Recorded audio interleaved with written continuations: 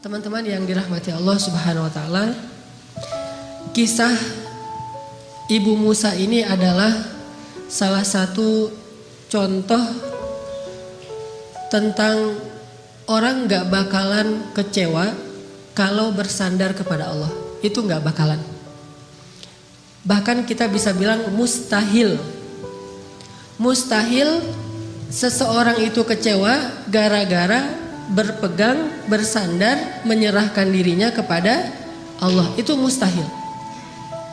Bukan seperti itu sunnatullah.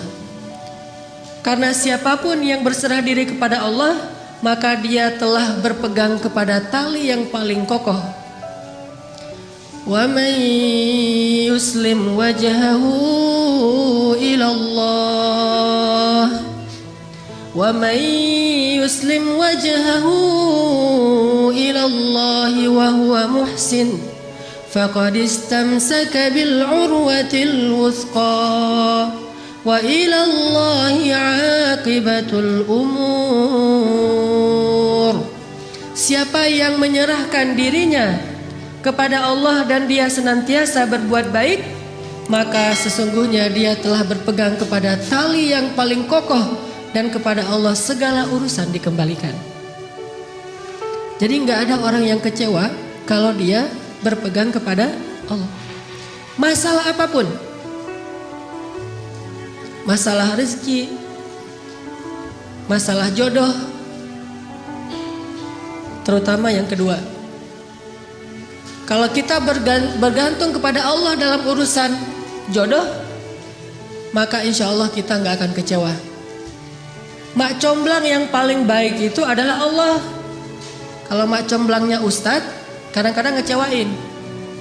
Ustadz, ini CV saya.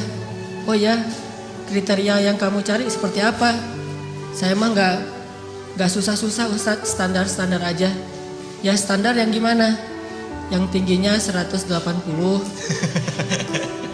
yang kulitnya bening, sampai kalau minum kelihatan airnya ngalir gitu. Transparan. Kemudian yang hidungnya seperti pedang, yang matanya seperti bidadari. Tahu mata bidadari? Belum. Besar dan sayu, tapi nggak belok. Belok apa deh? Sudah pernah lihat? Ada di rumah saya. Oh iya. Nah ini kriterianya. Terus kata Ustadz, kalau yang kayak gitu Ustadz juga mau gitu ya. Akhirnya pas ketemu Ustadznya duluan yang ta'arufan. Ini kalau mak comblangnya manusia. Tapi kalau mak comblangnya Allah, jauh lebih meyakinkan dan gak bakalan kecewa. Dengan kriteria apapun, wa huwa ala kulli syai'in qadir. Dan kalau Allah menjanjikan yang baik akan ketemu dengan baik, pasti innahu la yukhliful mi'ad. Allah tidak pernah mengingkari janjinya. Masalah apapun kita harus mengandalkan Allah. Coba deh selalu ngandelin Allah. Bahasa gampangnya gini, udah tenang aja, ada Allah itu. Dan kalau kita sudah melibatkan Allah, la yudayyi'akallahu idzan. Itu pasti Allah nggak bakalan ngecewain kamu. Kalau udah ngandelin Allah, ini gimana nih? Udah tenang aja, ada Allah. Allah tidak akan mengecewakan. Salah satu kalimat udah tenang aja ada Allah adalah la tahzan, innallaha ma'ana. Kalau kita ada teman lagi galau gitu, terus kita bilang, la tahzan, innallaha ma'ana. Apaan tuh? Kan dia bingung. Mending kita terjemahin aja. Gak harus persis kalimat la tahzan innallaha ma'ana. Karena kalau kita baca hadis ada tambahan lagi tuh. Kata Nabi kepada Abu Bakar, ma dhannuka bisnain Allahu thalithuhuma. Ya Abu Bakar, kenapa kamu berpikir kita cuma berdua padahal Allah yang ketiga? Kalau dalam ayat la tahzan innallaha ma'ana. Kalau bahasa kita woles bro. Woles, tenang aja, ada Allah. Santai bro, karena ada Allah. Itu bahasa Arabnya la tahzan innallaha ma'ana. Andalin Allah dalam masalah kita. Ada masalah apapun, serahin aja sama Allah. Bismillah, la haula wala quwata illa billah. Bahkan kadang-kadang hanya dengan berzikir la haula wala quwata illa billah, Allah kasih keajaiban yang luar biasa. Karena setelah seseorang bersandar kepada Allah, la yudayya'anallahu idzan. Pasti Allah enggak akan ngecewain. Coba teman-teman bayangin, Nabi itu udah ikhtiar habis-habisan. Ketika beliau mau hijrah ke Madinah, beliau tidak langsung menuju ke arah Madinah, tetapi malah menuju ke arah yang berlawanan dengan kota Madinah untuk menghindari pengejaran dari orang-orang kafir Quraisy. Yang kemudian beliau menginap beberapa malam di dalam gua Thur. Sebetulnya kalau mau disebut lebih pantas bukan gua, tetapi lubang, karena kecil sekali. Dan kemudian beliau meminta tolong kepada keluarga Abu Bakar untuk membawakan makanan setiap hari, yang waktu itu dibawa oleh Asma bintu Abi Bakr yang sedang hamil 7 bulan. Naik turun gunung untuk bawa makanan kepada Rasulullah. Kemudian anak laki-laki Abu Bakar menghilangkan jejak dan mencari berita. Ikhtiar yang udah maksimal. Tapi qadarullah, ketahuan juga. Ada pembaca jejak yang tahu ternyata Muhammad bukan menuju ke arah kota Madinah, tetapi berlawanan. Sehingga mereka mengejar Rasulullah sampai di mulut gua. Di sini ada pelajaran, gimana pun hebatnya ikhtiar kita, selalu ada celah untuk bisa gagal. Walaupun tetap kita harus berikhtiar, tetapi tidak akan pernah sempurna dengan hanya ikhtiar logika kita. Akhirnya musuh berada tepat di mulut gua, yang kemudian kalau ada sebuah riwayat hadis, walaupun sebagian ulama mengatakan ini riwayat yang kurang kuat, bahwa ada laba-laba membuat sarang di mulut gua, sehingga orang-orang berpikir gak mungkin manusia masuk tanpa merusak sarang laba-laba. Ada lagi hadis yang mengatakan ada merpati yang membuat sarangnya juga di mulut gua, gak mungkin orang masuk tanpa merusak sarang merpati, dan seterusnya. Tetapi di atas semua itu, Allah Subhanahu wa Ta'ala lah yang menjadikan pandangan mereka tidak mengarah kepada Rasulullah Sallallahu Alaihi Wasallam dan Abu Bakar. Ketika mereka berada tepat di mulut gua, kalau mereka mau ngelihat ke bawah sedikit saja melongo, itu sudah kelihatan Rasulullah dengan Abu Bakar. Tetapi Allah palingkan wajah mereka. Mereka melihat ke seluruh penjuru kecuali ke bawah kaki mereka. Sampai Abu Bakar udah khawatir sekali. Kalau bahasa kita mungkin udah galau berat nih. Kemudian Abu Bakar mengatakan, ya Rasulullah, kalau mereka ngelihat ke bawah nih pasti kita ketahuan. Abu Bakar tidak takut kepada mereka. Abu Bakar khawatir terhadap keselamatan kekasih beliau, yaitu Rasulullah. Bukan Abu Bakar yang penakut. Apalagi Rasulullah. Hanya khawatir terhadap Rasulullah. Jangan-jangan kan kalau ketahuan Rasulullah akan disakiti.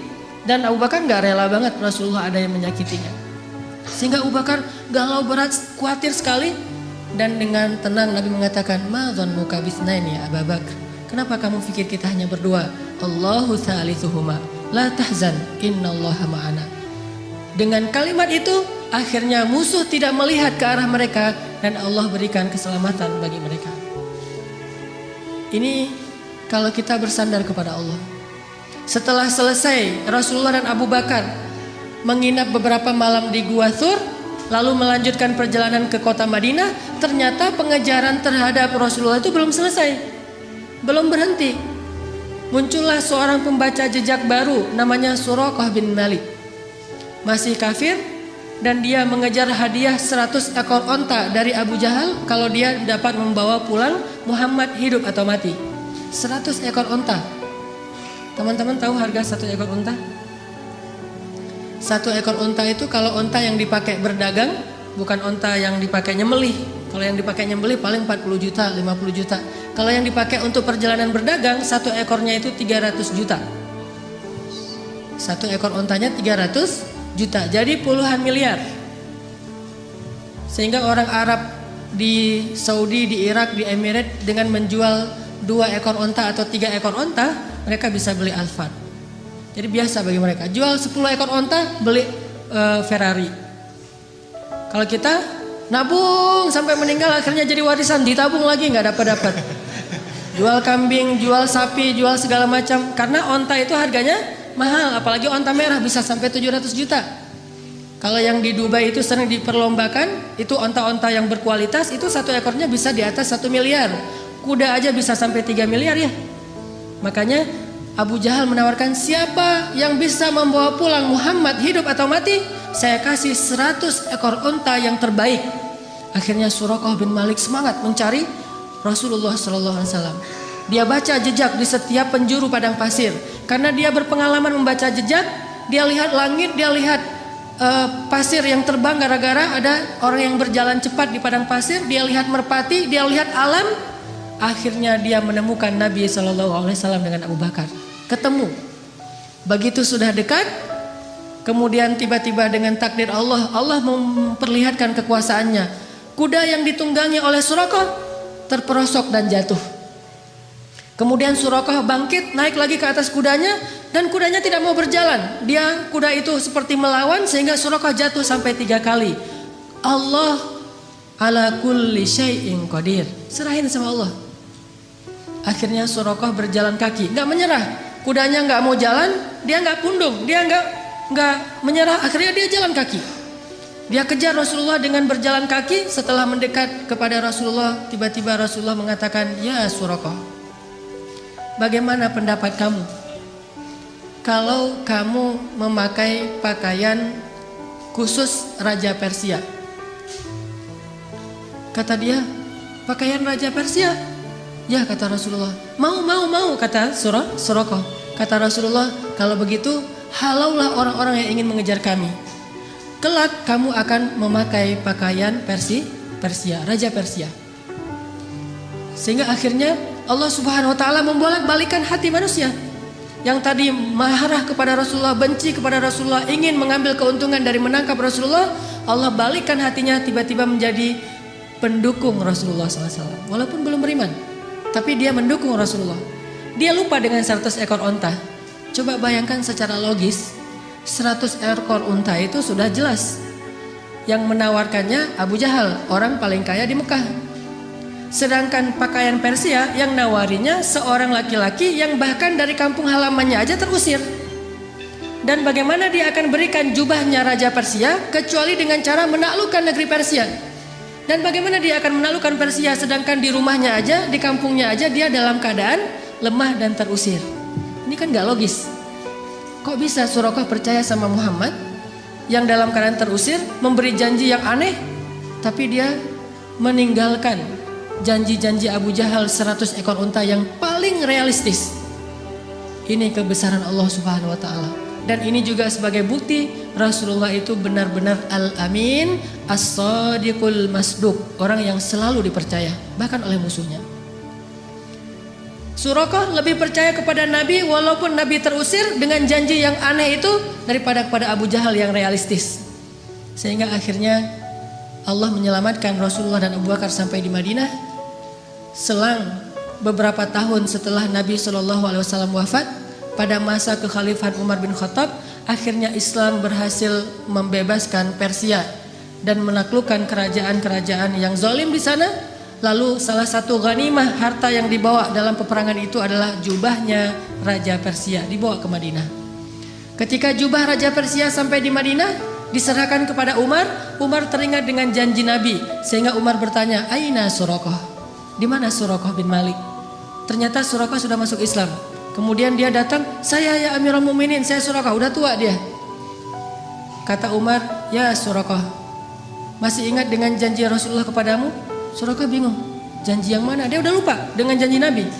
Kemudian kata Umar, sesungguhnya dulu Nabi pernah berjanji akan memakaikan kepadamu pakaian Raja Persia. Oh ya, saya masih ingat waktu itu Nabi berjanji demikian. Maka wahai Suraqah, pujilah Allah, sesungguhnya Allah telah mengabulkan janji-janji itu, dan inilah pakaian Raja Persia, pakailah. Pas dilihat oleh Suraqah, sutra semua, bagus sekali pakaiannya. Dia ganti bajunya, dia pakai baju Raja Persia, dia pakai mahkotanya, dia pakai sepatunya, dia pakai pedang yang bertahtakan banyak berlian-berlian di atasnya. Sehingga Suraqah tiba-tiba seolah-olah menjadi Raja Persia. Dia muter-muter keliling kota Madinah. Oh, saya Raja Persia, saya Raja Persia. Sehingga semua orang tertawa terhadap Suraqah dan mereka bersyukur kepada Allah Subhanahu wa taala yang telah menepati janjinya melalui lisan Nabi sallallahu alaihi wasallam. Muhammad. Sallallahu alaihi wasallam. Libatkan Allah dalam urusan kita, gak bakalan kecewa. Pakai Allah, andalkan Allah, berserahlah kepada Allah dalam urusan kita, sepele apapun. Bukankah Nabi mengatakan, mintalah kepada Allah walaupun cuma garam? Masak, aduh garam habis, Allah garam, gitu. Saya dulu ketika sempat dulu ikut jamaah tablik ketika saya masih SMA, ada satu hal yang saya belajar dari jamaah tablik waktu itu tentang nggak boleh minta sama manusia. Jadi kita kalau di jamaah tablik itu makan kan di talam gitu ya, makan bareng-bareng rame-rame gitu, satu talam ada 5 orang. Nah yang petugas khidmatnya membagi-bagikan lauk setelah nasinya ditaruh di talam, kemudian lauknya dibagi-bagiin, ada ikan, ada sayur segala macam. Setelah selesai dibagi-bagikan, karena mungkin jumlah pesertanya banyak, lauknya sedikit, akhirnya dibaginya sedikit-sedikit. Pas kita lagi makan ikannya habis, maka kalau pengen minta tambahan ikan nggak boleh minta kepada petugas, mintanya ke Allah. Jadi itu SOP di jamaah tablik yang dulu saya pernah ngalamin. Kalau ada masalah mintanya ke Allah. Jadi kalau kita kurang lauk, Allah ikan ya Allah. Akhirnya dia dengar, oh ikan datang, masya Allah, Allah datangkan ikan gitu. Walaupun agak lucu, tetapi sebetulnya ini mengajari tentang berharap kepada Allah. Memang lucu sih awalnya, tapi lama-lama benar-benar kerasa di hati. Begitu kurang sedikit, Allah ini sayurnya kurang sedikit ya Allah, maaf ya Allah. Akhirnya datang sayur, masya Allah, alhamdulillah gitu. Sampai ada teman yang lagi masak dan dia emang chef yang udah hijrah, kemudian ikut kayak jamaah tabligh gitu. Masakannya enak. Teman-teman yang lain nanya, ini cara masaknya gimana kok enak banget? Oh gampang masaknya. Gimana? Siapkan sayur segala macam, udah gitu masukkan ke dalam air, setelah itu beri garam sedikit, kemudian minta kepada Allah, ya Allah kasih enak ya Allah. Nanti Allah kasih enak. Ternyata tipsnya adalah minta kepada Allah, walaupun dia mungkin punya bumbu rahasia, tapi dia nggak mau bicara tentang asbab, dia mau bicara tentang hakikat. Minta sama Allah buat enak, sehingga Nabi mengatakan, mintalah kepada Allah walaupun cuma garam. Mintalah kepada Allah walaupun cuma garam. Bercermin habis mandi, aduh ya Allah jerawat, gimana ya biar ini hilang. Minta sama Allah jerawat, minta ke Allah untuk dihilangkan. Siapa ada sahabat yang penyakit kulit terus minta kepada Allah dihilangkan? Tabi'in maksudnya. Uwais Al-Qarani yang menggendong ibunya kemana-mana. Dia punya penyakit kulit di seluruh tubuhnya, terus dia berdoa, ya Allah hilangkan penyakit kulit saya, sembuhkan saya, kecuali sebagian kecil saja di bagian pusar. Jadi ada syarat buat dia dalam berdoa, hilangkan semuanya kecuali sebagian di perut. Kenapa? Supaya kalau saya lihat bekas sakit di perut ini, saya teringat dengan nikmat bahwa engkaulah yang menyembuhkan. Tiba-tiba sembuh semuanya kecuali di bagian perut. Sehingga Nabi berkata, sesungguhnya sebaik-baik tabi'in adalah Uwais Al-Qarni. Padahal Nabi gak pernah ketemu Uwais, tapi tahu namanya dan memberi berita tentang dia. Ini mungkin satu-satunya tabi'in yang disebut namanya oleh Nabi. Gak ketemu tapi kenal. Mukjizat. Sebaik khairut tabi'in Uwais Al-Qarni. Sebaik-baik tabi'in Uwais Al-Qarni. Kalau kalian sempat temuilah dia, ciri-cirinya dia punya bekas penyakit kulit di perutnya. Dia orang yang tidak dikenal di negerinya. Dan mintalah doa dari dia, sesungguhnya doa Uwais tidak ditolak oleh Allah Subhanahu wa taala. Jadi masalah sepele apapun minta sama Allah. Makanya dalam Islam kita mengenal doa sehari-hari. Mau keluar, bismillahirrahmanirrahim, Allah, la haula wala quwata illa billah. Tambah dengan doa syafaat. Mau makan, bismikallahumma amutu wa ahya. Ya, salah. Jadi tidur gitu. Mau tidur ada doanya. Bahkan kalau Nabi baca doa tidur aja panjang banget tuh. Allahumma alja'tu dhahri ilaik wa fawattu amri ilaik, dan seterusnya dan seterusnya. Amantu bi kitabikal ladzi anzalt wa bi rasulikal ladzi arsal bismikallahumma amutu wa ahya. Mungkin kalau kita nggak hafal ya udah bismillahirrahmanirrahim aja gitu. Standar lah ya. Kemana-mana bismillahirrahmanirrahim, la haula wala quwata illa billah. Pokoknya ada masalah apapun libatin Allah. Kalau bahasa sosial media, jangan lupa nge-tag Allah. Jangan lupa nge-mention Allah. gimana nge-tag Allah sama nge-mention Allah. Teman-teman pernah nggak diundang makan sama atau diajak makan sama temennya, ditraktirin makan, udah gitu foto-foto karena ternyata tempat makannya tuh cozy, instable, layak untuk di selfie-in gitu. Wah ini tempat makannya cozy banget nih, selfie yuk, selfie gitu ya. Udah selesai selfie, udah gitu kita posting. Selfie-nya sama siapa? Bareng dengan teman yang nraktirin kita. Setelah selesai selfie kita posting. Etis nggak kalau kita posting tapi kita nggak nge-tag orang yang mentraktir kita? Nggak etis ya? Pasti kita di captionnya tuh nulis, alhamdulillah hari ini makan enak di tempat yang cozy banget, makasih ya buat siapa gitu kan, yang udah nraktirin saya, kan gitu nge-tagnya. Begitu juga ketika kita menikmati rezeki dari Allah, agak kurang etis kita makan enak tapi Allah nggak di-tag gitu. Cara nge-tag Allah, Bismillahirrahmanirrahim. Allahumma barik lana fima razaqtana. Alhamdulillahilladzi at'amana hadza wa razaqnahu min ghairi haulin minna wala quwwah. Kita nge-tag Allah, ini nikmat dari Allah, ini nikmat dari Allah. Itu baru etis. Kita ngeposting banyak nikmat tapi Allahnya nggak di-tag. Ke manusia aja nggak enak, apalagi kepada Allah. Kalau nge-mention Allah, ada sesuatu yang indah, Masya Allah, Subhanallah, Allahu Akbar dan segala macam. Jadi setiap kali ngelihat sesuatu yang keren, kita mention. Kayak kita lagi ngelihat sesuatu yang viral di sosial media, akhirnya karena ini bagus banget videonya, inspiring, lucu, kece gitu, akhirnya kita mention ke teman kita, lihat yang ini, di mention @fulan, gitu kan ya. Maka setiap kali kita ngelihat sesuatu dari ciptaan Allah yang kece, yang keren, yang luar biasa, harusnya kita mention Allah, Masya Allah. Jadi kalimatnya tuh seolah-olah Masya Allah, Subhanallah, Alhamdulillah, aja terus. Karena kita ingin menghargai Allah. Ini artinya melibatkan Allah. Siapa yang melibatkan Allah dalam urusannya, maka Allah akan tambahkan kebaikan dan keberkahan.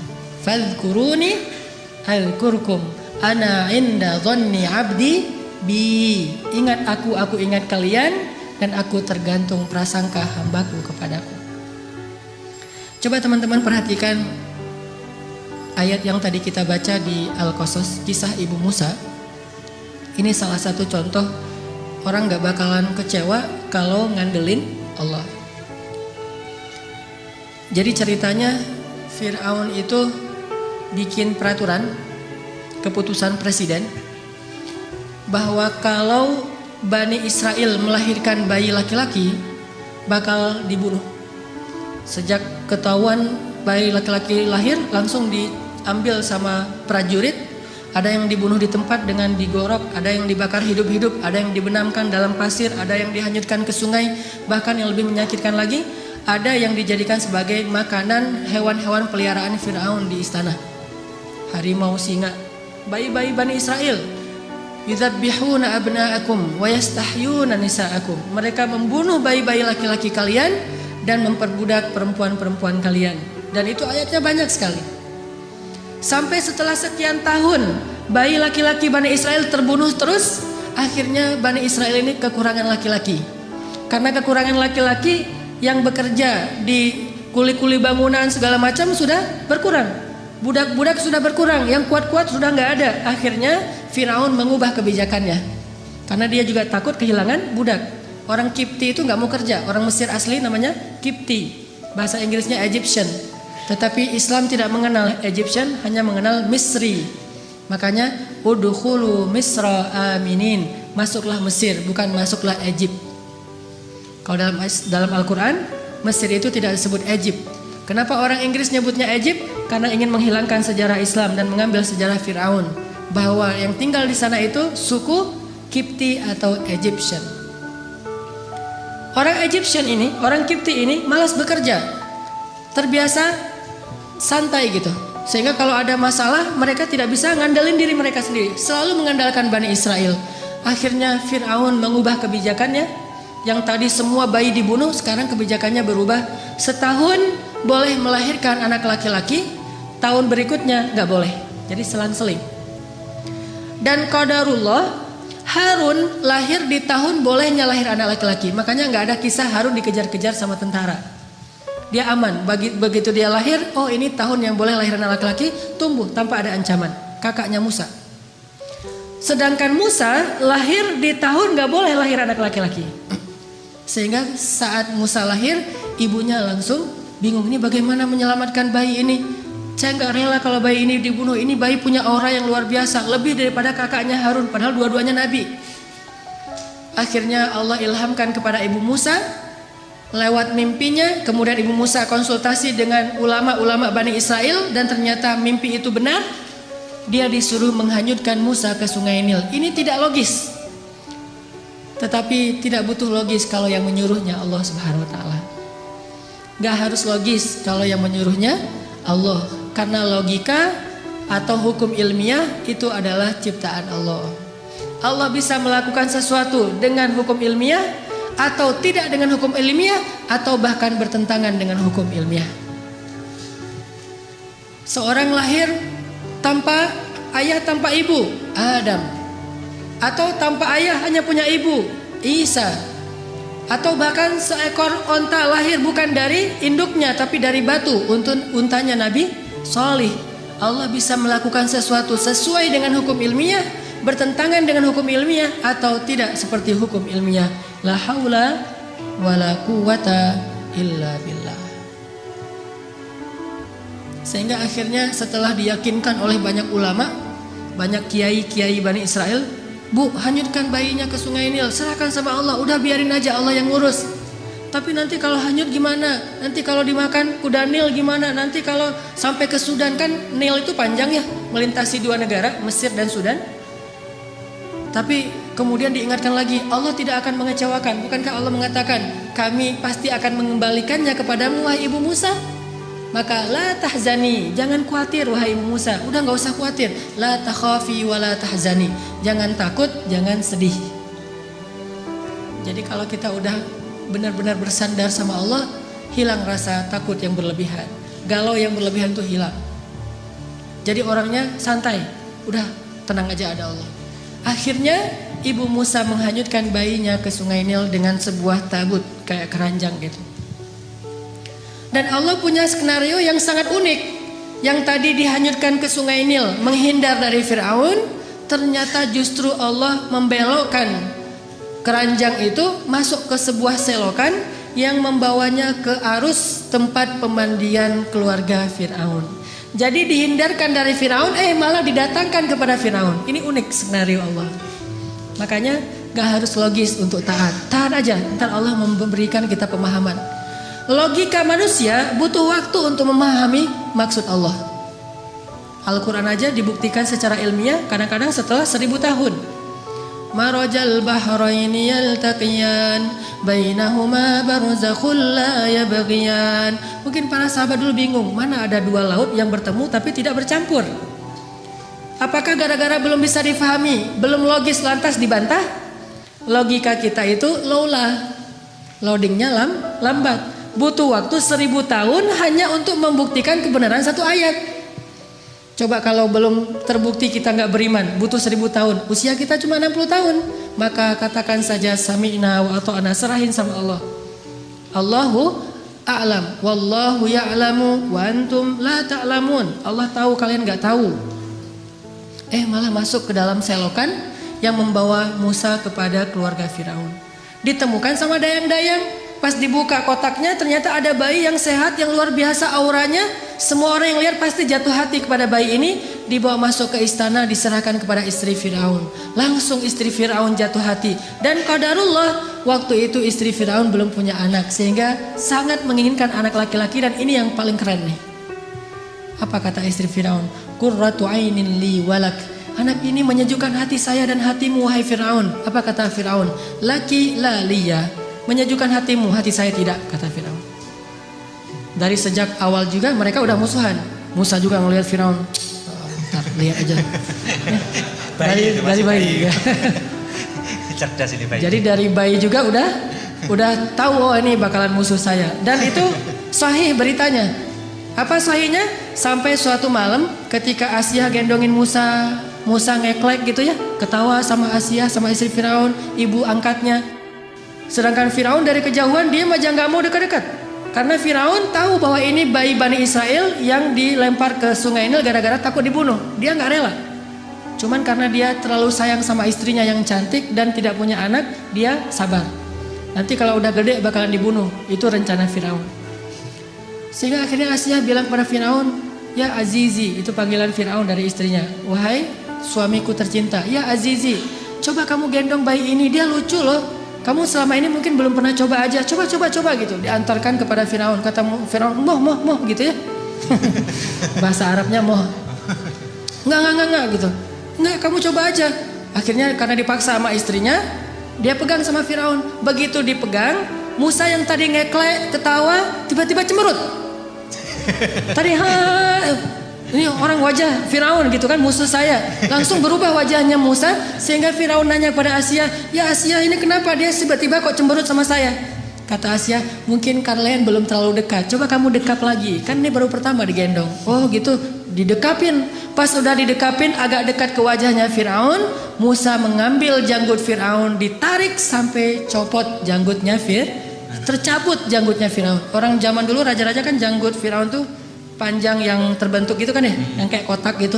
Itu ditarik sama Musa, banyak dari janggut-janggut Firaun itu sampai tercabut, rontok dan mengeluarkan darah, sehingga Musa dilempar oleh Firaun karena Firaun marah kepada Musa. Dari kecil juga mereka udah musuhan. Dan Musa itu dari kecil juga lebih daripada Hercules, udah punya kekuatan. Nabi paling kuat tuh Musa. Pas dilempar, akhirnya Asiyah sedih mengambil bayinya, didekap. Musa nangis seperti bayi biasanya. Firaun mengatakan, besok akan saya bunuh nih bayi. Ternyata dia benar nih, seperti dalam mimpi saya. Anak ini yang sepertinya akan mengganggu kekuasaan saya. Besok harus saya bunuh. Kata Asiyah, jangan, dia kekasih saya, jangan segala macam. Sekarang Firaun sudah murka. Akhirnya diumumkanlah ke seantero Mesir bahwa besok dia akan membakar hidup-hidup seorang bayi Bani Israel di depan orang banyak sebagai pelajaran. Terkumpullah orang di lapangan besar di depan istana. Pada subuh hari itu Allah memberi ilham kepada Asiyah sebuah ide. Begini cara Allah menolong hambanya. Ketika mau dibunuh oleh Firaun, Asiyah bilang gini, wahai Azizi, saya ingin sebelum engkau menyakiti anak ini, kita buktikan dulu kejadian semalam itu murni karena memang dia sadar atau karena dia nggak ngerti, anak kecil. Kalau dia nggak ngerti, maafkanlah dia, namanya juga anak kecil. Tapi kalau dia sadar karena emang dia seperti mimpimu, maka silahkan kamu bunuh. Gimana cara ngebuktiinnya? Kata Asiyah, letakkan bayi ini di tengah, terus di sebelahnya ada bara api, sebelah lagi ada roti dan madu. Bayi ini sudah bisa merangkak. Kalau dia menuju kepada bara api dan memakan bara api itu, berarti dia bayi yang nggak tahu apa-apa. Maafkanlah dia. Tapi kalau dia menuju ke madu dan roti, berarti dia bayi yang sudah mengerti. Silahkan kamu bunuh dia. Ini mengambil resiko. Dan ini hanya satu-satunya cara terakhir untuk menyelamatkan Musa. Karena dipikir oleh Firaun logis juga, ya sudah, kita coba taruh Musa di tengah, bara api di sebelahnya, kemudian roti di sebelahnya. Musa bangkit dari duduknya, tiba-tiba menuju kepada bara api, diambil dengan tangannya, dimakan oleh Musa. Lalu dia menangis. Sejak saat itu cacatlah lidah Musa.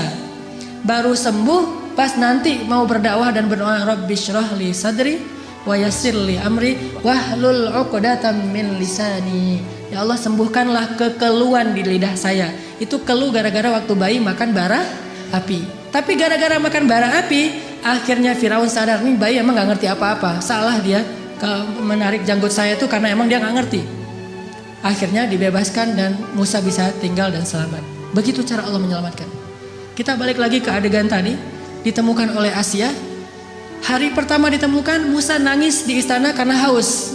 Udah dari sejak tadi belum minum ASI. Karena haus, akhirnya istana membuat semacam audisi menyusui.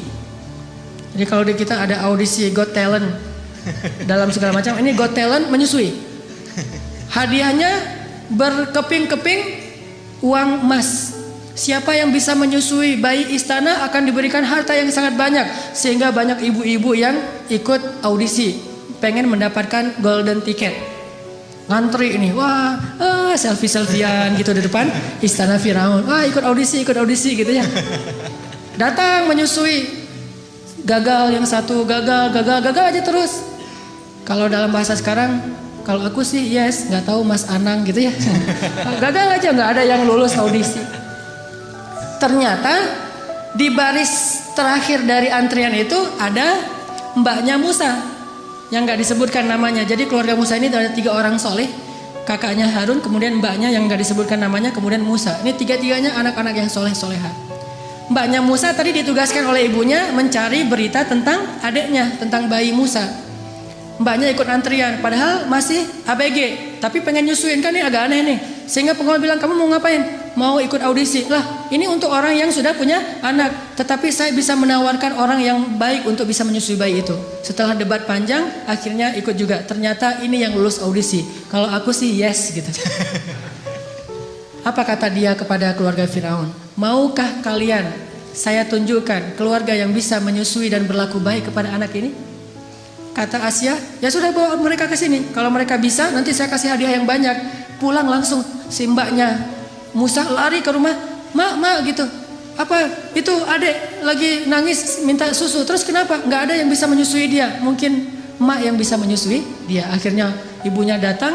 Begitu didekap oleh ibunya, namanya juga ibu sendiri. Langsung saya sih yes. Akhirnya ibunya lulus audisi. Ngelihat Musa diam di tangan ibunya, akhirnya Asia pun jatuh hati kepada keluarga itu dan mengatakan, hadiah untuk kalian adalah emas dengan sangat banyak, berkilo-kilogram emas. Bukan hanya itu, mulai sekarang tinggallah di istana.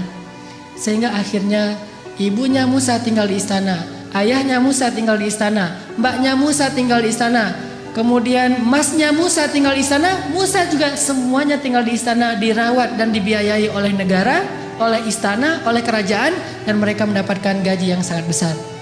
Siapa yang ikut cara Allah pasti beruntung. Bayangin kalau dulu ibu Musa nggak percaya dengan perintah Allah, masa sih dihanyutin ke sungai Nil segala macam? Mungkin selamanya mereka jadi buronan, pindah-pindah dari satu negeri karena takut dikejar oleh tentara Firaun, dan selamanya miskin. Tapi karena dia ikut cara Allah, wa may yattaqillaha yaj'al lahu makhraja wa yarzuqhu min haitsu la yahtasib. Wa may yattaqillaha yaj'al lahu min amrihi yusra. Siapa yang bertakwa atau taat kepada Allah, Allah kasih jalan keluar. Siapa yang taat kepada Allah, Allah kasih rezeki yang tidak terduga-duga. Siapa yang taat kepada Allah, Allah mudahkan setiap urusannya. Keep the faith, athiqah billah, percaya deh sama Allah.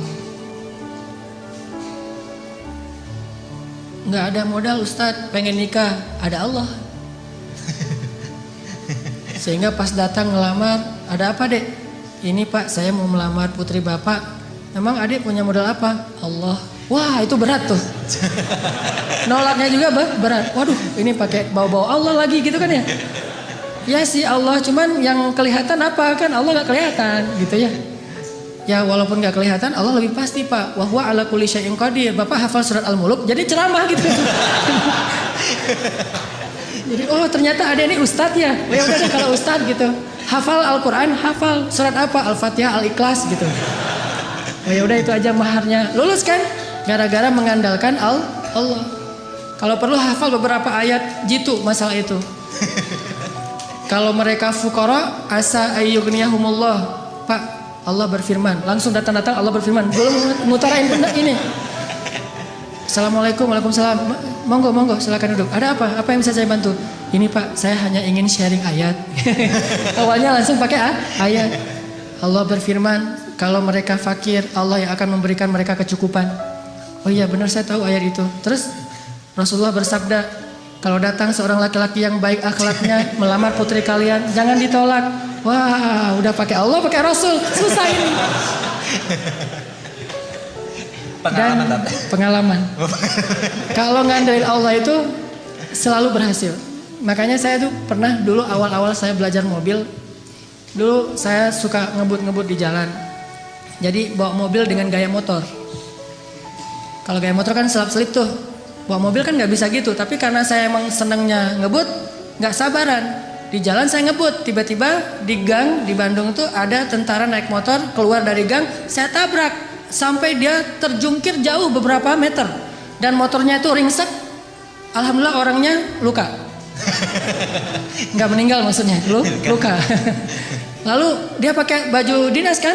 Alhamdulillah saya juga pakai baju dinas ustadz. Pakai jubah, pakai sorban, saya mah dulu Setelah saya konsen dakwah di anak muda, di anak geng motor, baru saya mencocokkan penampilan saya dengan dunia anak muda. Dulu jubahan, sorbanan, baju dinas. Dia juga baju dinas, jadi sesama lagi dinas nih. Pas dia awalnya wajahnya udah merah mau marah, saya keluar dari mobil ngelihat wajah saya, ini kiai kualat nih kalau saya macam-macam. Akhirnya dia terpaksa kalem aja. Aduh maaf saya nggak sengaja ngelihat tiba-tiba keluar dari gang. Oh ya nggak apa-apa, saya mah dinas di situ di Baros, itu salah satu kantornya di Baros saya dinas.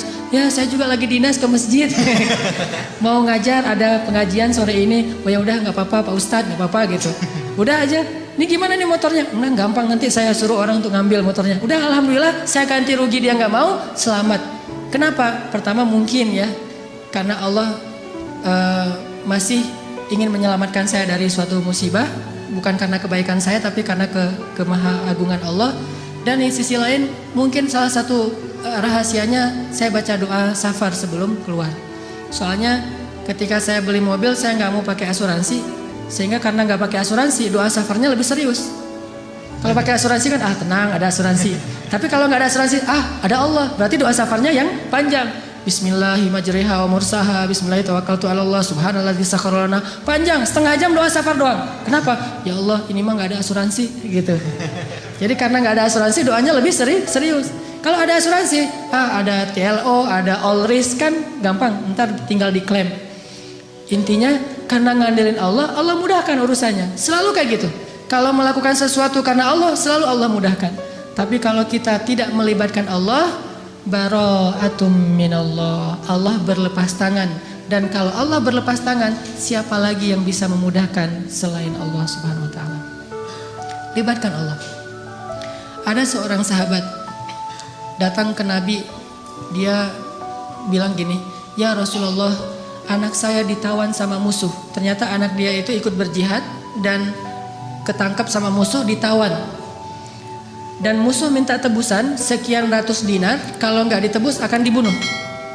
Dan waktu itu sahabat-sahabat yang kaya banyak yang lagi di luar kota juga lagi diutus untuk dakwah dan jihad, sehingga tidak ada sahabat yang bisa membantu laki-laki ini. Rasulullah juga nggak punya apa-apa, nggak punya harta. Dia datang kepada Rasulullah, "Ya Rasulullah, anak saya ditawan, minta sekian ratus dinar, kalau saya nggak menebus nanti anak saya akan dibunuh. Gimana ini ya Rasulullah? Dia hanya memberi waktu saya 1 hari sampai besok." Kemudian Rasulullah mengatakan, "Ya wahai Bapak, ya Syekh, perbanyaklah mengatakan la haula wala quwata illa billah." Oh gitu? Ya Rasulullah? Ya gitu. Akhirnya dia pulang, nggak ngomong ya sih la haula wala quwata illa billah, tapi yang lain nggak ngomong kayak gitu. Udah aja kalau Allah bilang la haula wala quwata illa billah, hasbunallah wa ni'mal wakil, cukup Allah. Jangan bilang cukup Allah lalu ada kalimat tapi. Hasbunallah sih, cuman, nah ini enggak hasbunallah, karena hasbuna itu tidak ada cuman. Oh gitu ya Rasulullah, gitu. Udah dia pulang, la haula wala quwata illa billah, la haula wala quwata illa billah. Sampai di rumah istri nanya, "Pak, gimana tadi sama Rasulullah? Udah dapat belum pinjaman untuk menebus anak kita?" "Udah dapat mah, ini luar biasa." "Apa?" "La haula wala quwata illa billah." "Oh gitu, la haula wala quwata illa billah." Berdua tuh, suami istri soleh-soleha, sama-sama athiqah billah, sangat keep the faith. Enggak mengatakan, "Iya emang zikir, cuman uang konkretnya mana?" Nggak nanya-nanya kayak gitu. Udah aja, oh la haula, ya udah la haula wala quwata illa billah. Sepanjang malam mereka berzikir la haula wala quwata illa billah. Tiba-tiba waktu subuh ada yang ngetuk pintu rumah, tok tok tok, "Assalamualaikum." Terdengar suara anak laki-lakinya, pas dibuka benar anak laki-lakinya pulang dalam keadaan selamat. Dan ternyata di luar suaranya berisik, banyak suara kambing. Pas dilihat itu apa itu? Kambing, lebih dari 100 ekor. Kemudian ayahnya bertanya, "Apa yang terjadi? Bagaimana kamu selamat dan membawa banyak kambing?" Kata laki-laki ini, "Semalam tiba-tiba ada seorang laki-laki yang berbaju putih, orangnya ganteng sekali, wajahnya bercahaya, datang melepaskan ikatan saya. Dan tiba-tiba waktu itu semua prajurit yang mengawal saya, yang menjaga saya itu tertidur pulas, sama sekali tidak terbangun. Sehingga saya bisa dilepaskan dan bahkan bukan hanya bisa menyelamatkan diri, tapi malah bisa mengambil ghanimah, membawa lebih dari 100 ekor kambing." Bayangin, kambing 1 ekornya aja udah berisik ya. Gimana 100 ekor? Berisik gak sih? Berisik banget kan ya? 100 ekor kambing yang berisik yang lagi dibawa sama anak muda ini tidak membangunkan prajurit penjaga yang lagi tidur. Ini qadarullah. Sehingga akhirnya dia selamat dan bahkan dapat ghanimah lebih dari 100 ekor kambing dari la haula wala quwata illa billah. Bukan berarti nggak ikhtiar. Kalau ikhtiar kita udah mentok, udah maksimal, jangan menyerah, jangan berhenti, karena selalu ada harapan di sisi Allah Subhanahu Wa Taala. Tidak pernah selesai kalau kita berserah diri kepada Allah. Selalu ada harapan. Ada lagi kisah di zaman Nabi Musa.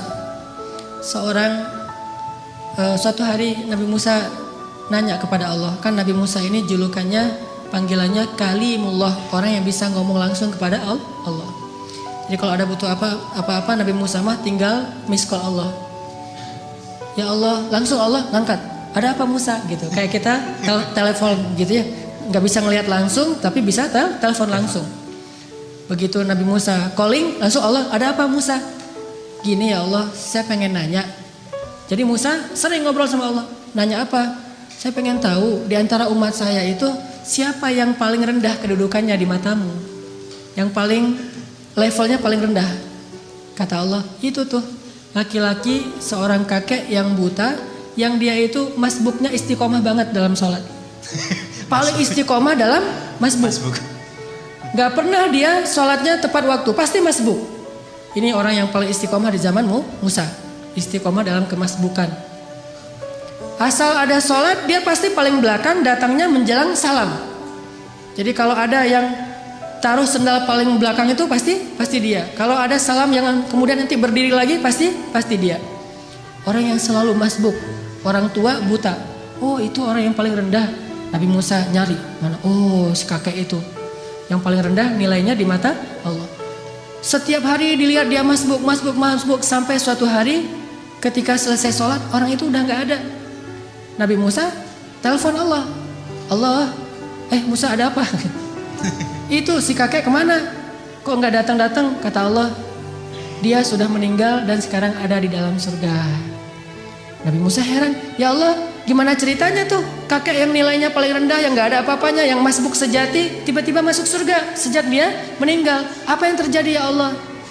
Allah bilang, ya Musa, suatu hari ketika kakek ini keluar dari masjid, dari tempat ibadah, dia jalan kemudian kesesat gara-gara dia buta, sampai di sebuah tanah yang lapang.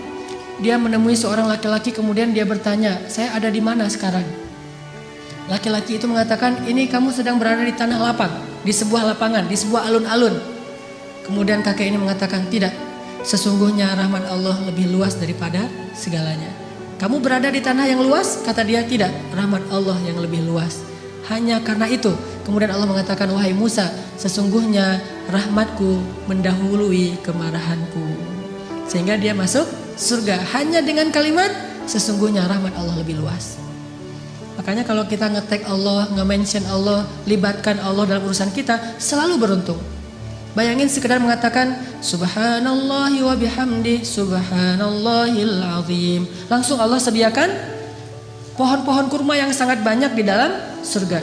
Begitu kita baca la haula wala quwata illa billah, Allah sediakan kunuz, harta yang ditaruh di dalam sebuah box yang sangat besar, disimpan di bawah arasy Allah Subhanahu wa taala. Mudah sekali.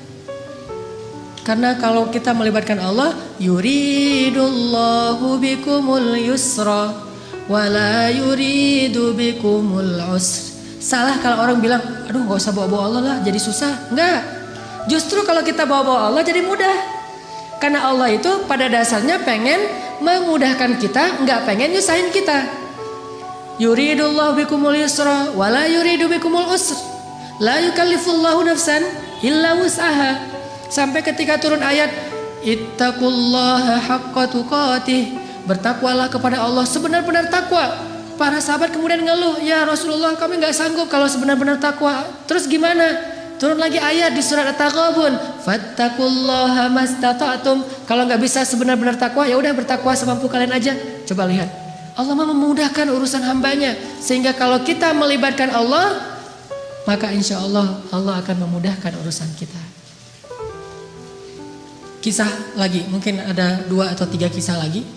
Bukti bahwa kalau kita melibatkan Allah itu mudah. Ada seorang nenek di zaman Nabi Musa, sudah menikah sekian puluh tahun belum dikaruniai anak. Datang kepada Nabi Musa, "Ya Nabi Allah, ada apa nek? Saya mau minta tolong. Ya, saya itu udah nikah sekian tahun tapi belum dikaruniai anak. Sedangkan engkau bisa bicara langsung dengan Allah. Boleh nggak saya minta tolong? Minta dong ke Allah, ya Allah beri saya 1 orang anak saja." "Oh baik nek, nggih," gitu kata Nabi Musa. Telepon, "Ya Allah." Allah bilang, "Ada apa Musa?" "Ini nih, ada nenek-nenek minta diberikan anak 1 orang aja katanya, karena dia tidak punya keturunan." Apa kata Allah? "Ya Musa, bilang kepada nenek itu bahwa takdirnya dia tidak akan punya anak. Itu sudah takdir." Kemudian Nabi Musa bilang, "Nek, sabar ya." Kata Allah, "Oh ya, ya udah ada jawaban dari Allah, udah ada. Gimana jawabannya?" "Takdir nenek mah gak akan punya anak." "Oh gitu, ya sudah, assalamualaikum." "Waalaikumsalam." Pulang. Sepanjang jalan sampai di rumah dia mengatakan, "Ya Rahim, ya Rahim. Memang takdir saya tidak akan punya anak, tetapi engkau maha rahim, beri saya anak ya rahim." Jadi dia ngeyel gitu. Terus aja minta sama Allah dengan bahasa yang lembut, "Ya Rahim, ya Rahim." Besok datang lagi ketemu Nabi Musa, "Assalamualaikum." "Waalaikumsalam." "Nenek yang kemarin, ada apa nek?" gitu. Sama Nabi Musa masih yang kemarin gitu. "Apaan?" "Minta dong ke Allah lagi supaya dikasih anak." "Lah kan udah kemarin katanya takdirnya gak akan punya anak." "Ya siapa tahu sekarang berubah." Ini nenek nih. Sikoh billah, yakin banget sama Allah. Karena nggak mau ngecewain, walaupun Nabi Musa juga udah tahu takdirnya kayak gitu. Ya udah Nabi Musa telepon lagi, "Ya Allah, ini si nenek yang kemarin." "Oh ya Musa, jawab aja kayak kemarin." Bahwa dia nggak akan punya anak. "Nek, saya bilang juga apa? Takdirnya nenek nggak akan punya anak. Udah bersabar aja." "Oh gitu ya. Ya udah, assalamualaikum." "Waalaikumsalam." "Ya Rahim, ya Rahim." Terus aja gitu. Datang lagi nenek yang sama, "Nek, sama jawabannya." Belum ngomong juga udah dikasih tahu aja jawaban. Tapi kata nenek, "Coba minta lagi, mudah-mudahan Allah udah mau ngasih sekarang." "Ya Allah, nenek yang kemarin datang lagi, wahai Musa, takdirnya gak akan punya anak. Nek, memang udah takdirnya kayak gitu. Sabar aja." "Gimana tuh caranya nek? Udah takdir Allah gak akan bisa dirubah." "Oh gitu, ya Rahim, ya Rahim." Pulang terus. Setelah sekian lama gak datang-datang. Setelah beberapa bulan akhirnya dia datang bawa bayi. Gendong bayi datang ke Nabi Musa. "Assalamualaikum," gitu. "Oh, waalaikumsalam. Nenek yang dulu." "Ya, terus itu siapa?" "Anak. Anak siapa?" "Anak saya." "Hah? Ya Allah, ini ceritanya gimana nih? Kok bisa sih nenek punya anak?" Nabi Musa nelpon Allah. "Gimana nih ceritanya nenek yang takdirnya gak bakalan punya anak tiba-tiba bawa bayi?" Kata Allah, "Ya Musa, setiap kali saya bilang takdirnya gak punya anak, dia bilang ya Rahim, ya Rahim. Dibilang lagi gak punya anak, dia bilang ya Rahim, ya Rahim. Wahai Musa, ketahuilah sesungguhnya rahmat saya mendahului takdir." Sehingga dengan rahmat Allah, Allah mengubah takdir nenek ini yang tadi gak punya anak jadi punya anak. Kalau kita baca hadis-hadis Nabi tentang kisah-kisah para anbiya itu luar biasa. Intinya adalah mereka selalu mengandalkan Allah dan selalu mendapatkan janji-janji yang Allah pernah janjikan kepada mereka. Gak pernah kecewa. Mungkin cerita terakhir yang sangat populer itu adalah cerita Siti Hajar. Ini bagi saya menakjubkan banget nih ceritanya. Nabi Ibrahim bawa Siti Hajar dari Palestina ke Mekah, melintasi gurun pasir hanya bertiga saja. Ibrahim, Hajar, Ismail kecil. Karena Allah memerintahkan Ibrahim, bawa keluargamu ke sebuah biwadin ghairi dzi zar, kepada sebuah lembah yang tidak ada kehidupan di sana, bawa ke sana. Di Bakkah yang kemudian namanya menjadi Mekah. Akhirnya Ibrahim bilang ke Hajar, "Hajar, yuk kita hijrah," gitu. "Hijrah kemana mas?"